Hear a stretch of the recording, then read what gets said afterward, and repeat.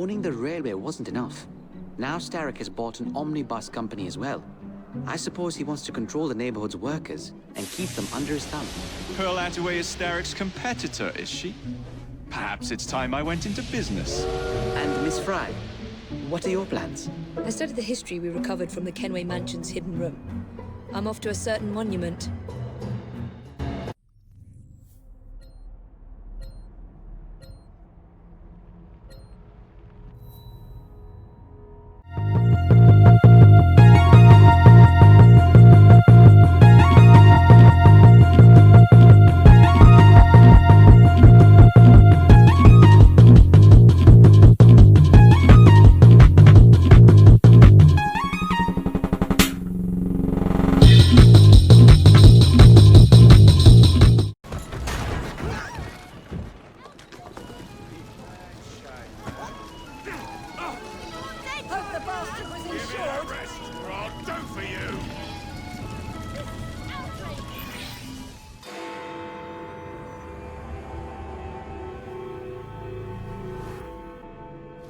Miss Attaway. Yes, may I? Oh. Splendid. You're here to murder me. I what? No matter. Everyone has a price. Is this enough? I'm not here to kill you. Then what's your game? Mr. Starrick and the Milner Company have blocked your ambitions long enough. I have a business proposition for you. Wonderful. Come with me. We have much to discuss, Mr. Jacob Fry. At your service. Truer words were never spoken. You must understand, I've received threats against my life. Malcolm Milner has all but waged war on me since Mr. Starrick bought out his company. And no offense, I hope, but you do look the killing type.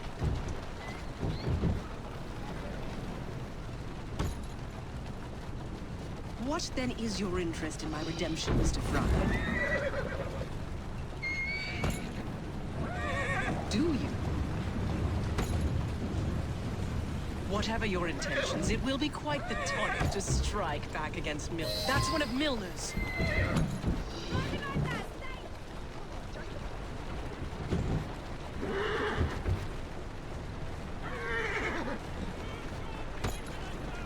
I can't lose another bus!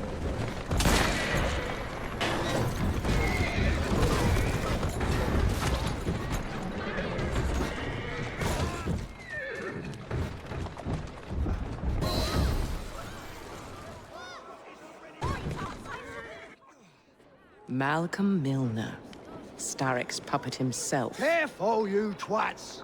This park scene needs to make it to the Attaway depot. He thinks he can burn my buses. Let's give him a taste of his own medicine. Let's give him the whole damn bottle. We'll turn Milner's park scene against him. But I'll need help from my gang. Such entrepreneurial instinct, Mr. Fry. I shall leave you to it.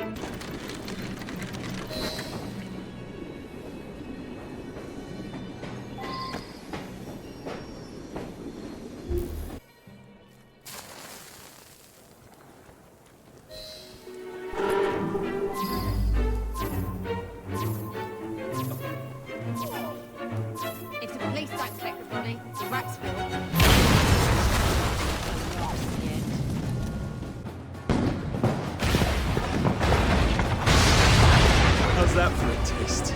I can see Milner's stock price plummeting already. You're hired. Oh, I have more business planned for us both. Drop a note to my secretary to make an appointment, and I shall reveal the next step in our scheme. I don't actually work. Like that.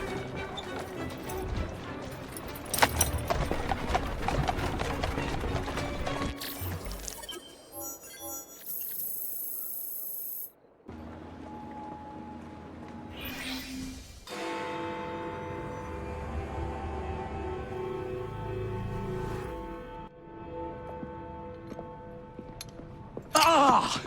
Oh, Jacob, Evie, it's you. Thank goodness. Experimenting, are we, Alec? Correct. And looking a bit frazzled. Nerves. It's those great oafs Starrick keeps sending round to coax me. He is offering a ridiculous amount of money. Alec, you're not thinking of jumping ship, are you? Never. I've been working on something in case they get too insistent. It's meant to stun an assailant, should the need arise. Are you certain that it works? Not as such. I've made 3 of them with varying degrees of acidity and whatnot. Oh, one must be the right formula. Let's find some Starrick lackeys to target then, shall we? Speaking of Starrick, he is still transmitting false information. We could simply destroy his transmitters. His company's too well guarded. The bombs will help, but it would be awkward to produce bombs that potentially do not stun. Oh, wait a minute. Looks like opportunity has come knocking. Oh dear, they never looked so angry before. Stand clear, Alec. Let us instead play a little linguistic game with them. Take the bombs and climb onto the roof. When I say the name of a fruit, toss one near the thugs. Right then. Wait, I nearly forgot. Slip these into your boots and you will henceforth be immune to all voltaic discharge. I think.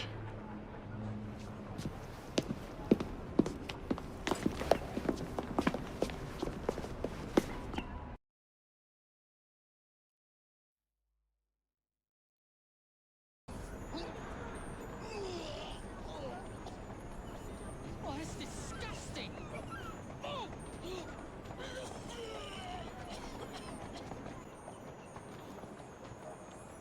Listen up, Belle, or I'll thump you till your ears are ringing. Oh, a pun. Your wordplay delights me. And to think I worried you had the mental agility of a dollop of donkey's apples.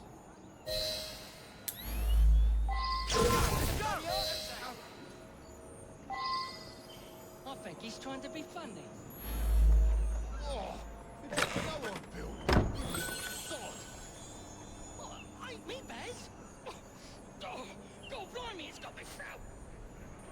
Oh, those rascals throwing stink bombs again. It happens all the time around here.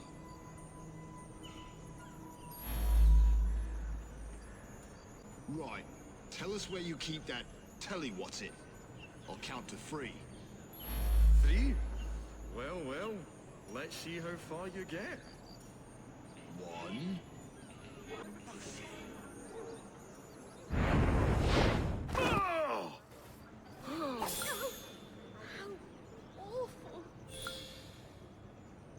Looks like bother to me.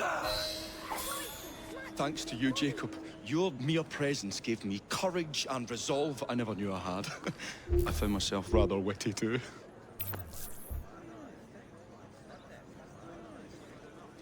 Count on me, Jacob, if you need me.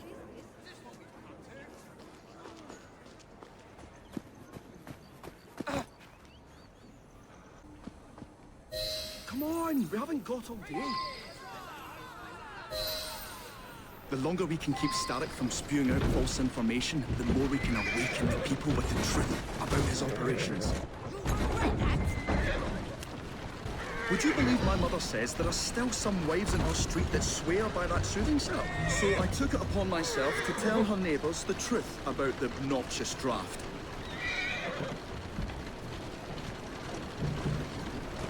No, it wasn't always welcome. Which shows how false information can be as difficult to stamp out as fishwives' profanities at Billingsgate. But if we can eradicate the source that continually feeds such detrimental trash, then little by little the truth will take the upper hand and the sham will be flushed out. We will have to get in without being detected, mind. I shall destroy not one, but 3 parts of the transmitter. He'll be as good as dancing before a public toilet without a penny.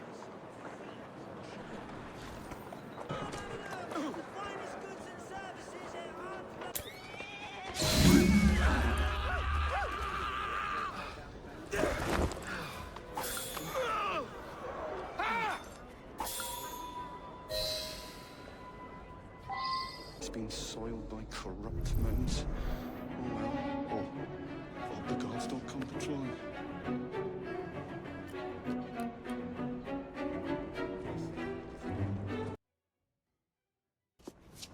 My dears, Jacob, Evie, thanks are once again in order for supporting what is most dear to me and to our cause, freedom of speech. It's a blessing that you employ your genius for the common good, Alec. However, I suggest you vacate your workshop. No need. Not now you've given me sacks full of courage. And, besides, what with my little devices, I have all the protection I need. Should you find yourselves with a moment to spare, do drop by.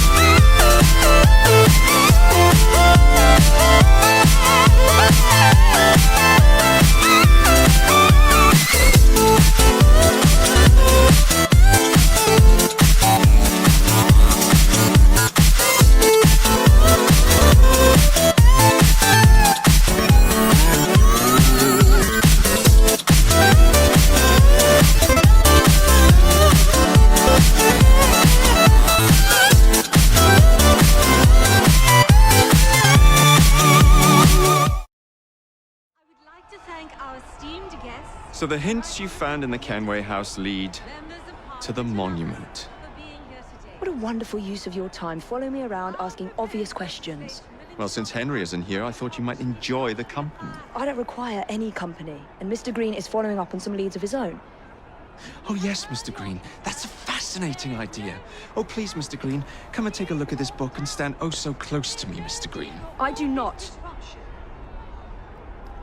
Well, perhaps you have nothing better to do, but I'm busy protecting the assassins. Are you really?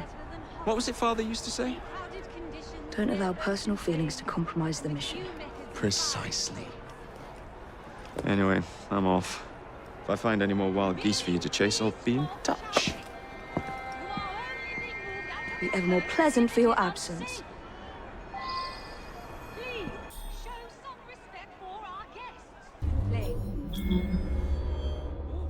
Someone's made it in here! No!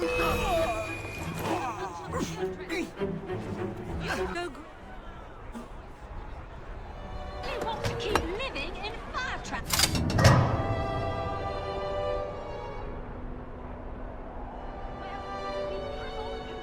Until you calm yourself.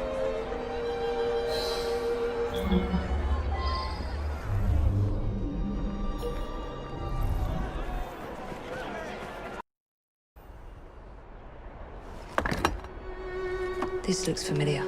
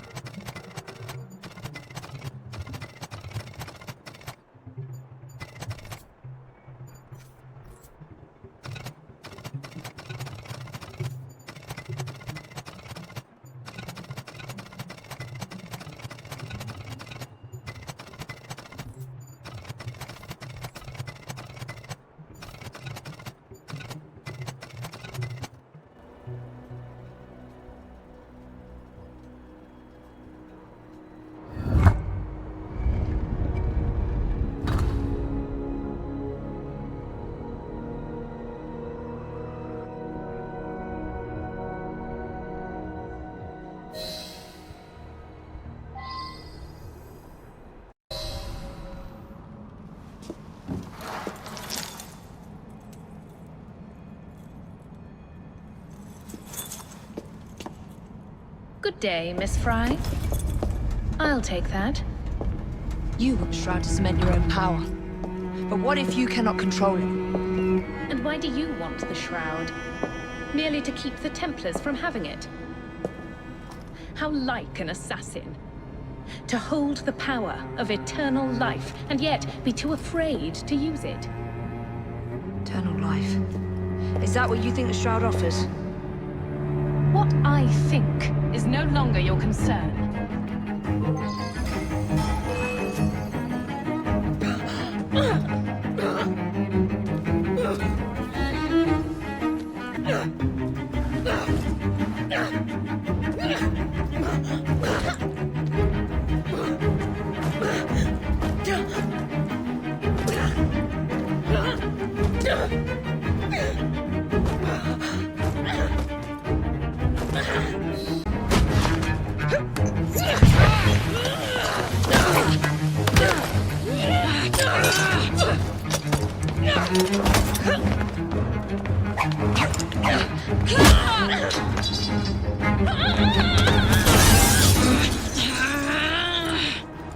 Coming with me?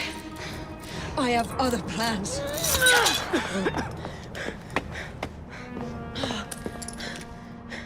Damn it!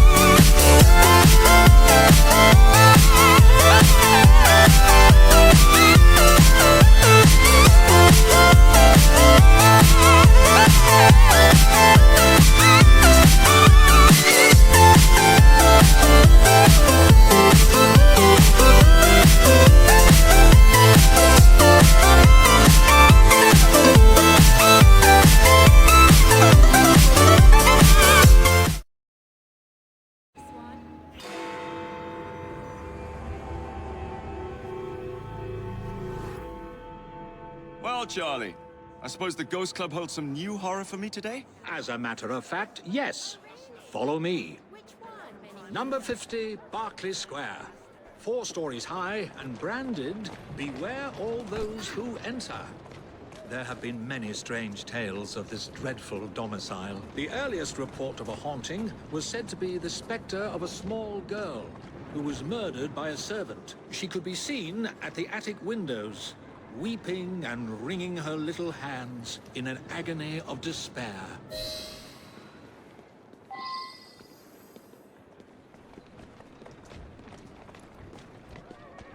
You're not afraid, are you? Another legend claims the attic is haunted by the spirit of a young woman who purportedly threw herself from the top floor windows to escape her abusive uncle. Her screaming ghost has reportedly been sighted hanging from the window ledge. This residence was briefly owned by a Mr. James Jasper, a choir master and an opium addict. His nephew Edward was betrothed to one of Mr. Jasper's pupils, the fair and delicate Rose. However, Edward disappeared under mysterious circumstances, followed by Jasper himself. Perhaps grief sent him back to the soothing arms of his narcotic mistress. Shall we?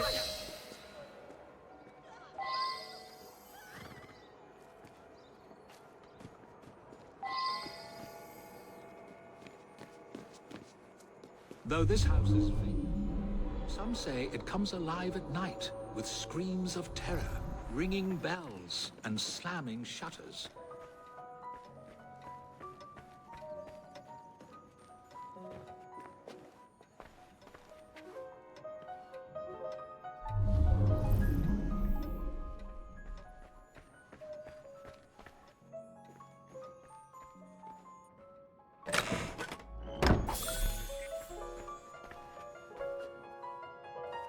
Although eerie, this phenomenon is easily produced by pneumatic tubes and valves. There are claims that a young man was caged in the attic, his only connection to the rest of the world a tiny hole in the door.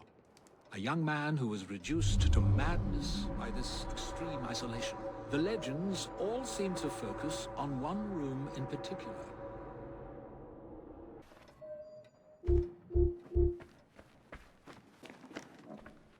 A sudden draft. Nothing more.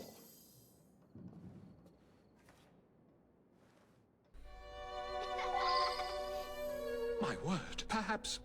Wait here while you investigate the source of that laughter, which is not at all unsettling.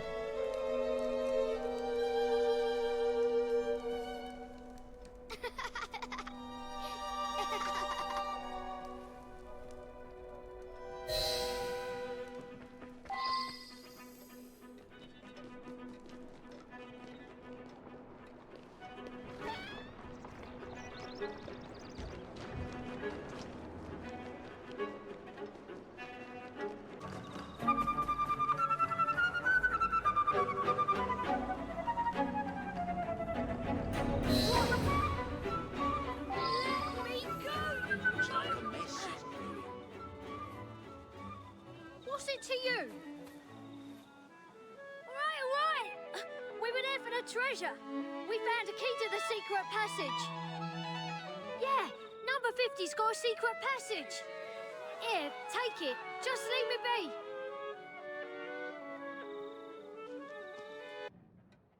I've found a lock, but I haven't located the key.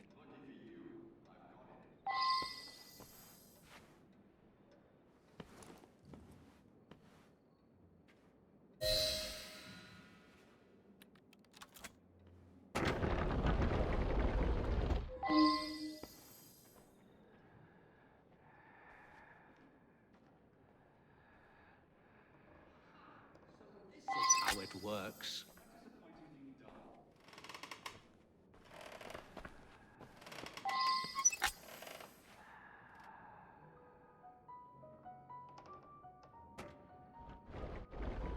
Get out of my house! I did it in my mind, and I did it over and over again in this room, but it was all for nothing. There was no one whose love for Rosa came near to equaling mine. It should have been enough to keep my beloved nephew away. My poor Ned. Forgive.